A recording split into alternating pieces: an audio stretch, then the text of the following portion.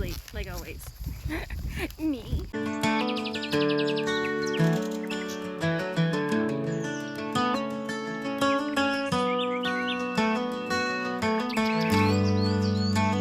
Great day. Already sold out. Sold out before 9 o'clock in the morning. So now I have to go get my nephew, run to Wally World, go home, feed, water, and then we're going out to throw some hay today. So, and it's gonna be a hot one.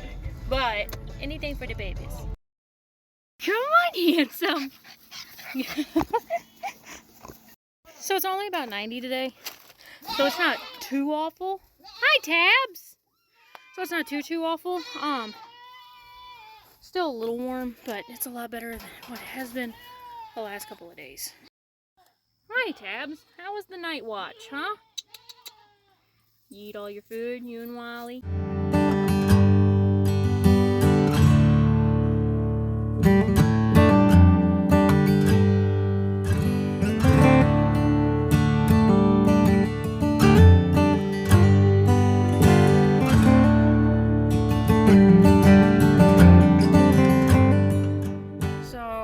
Just now heading home from throwing hay, and it was about 100 bales.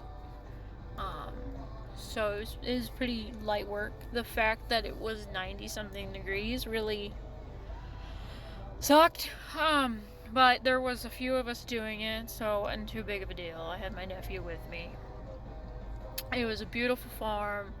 And I was like, man, it's hot. I would really love it if it would cool down. Well, while the hay was done, we were getting it all up and everything. And I look over the trees and this giant shelf cloud is coming over. And I looked at the girl I went with and I was like, hey, we need a boot scoot because I have storm anxiety. And she goes, okay, I know, we're working on it. And then we get it all tarped up. And I don't think we've ever tarped anything that fast.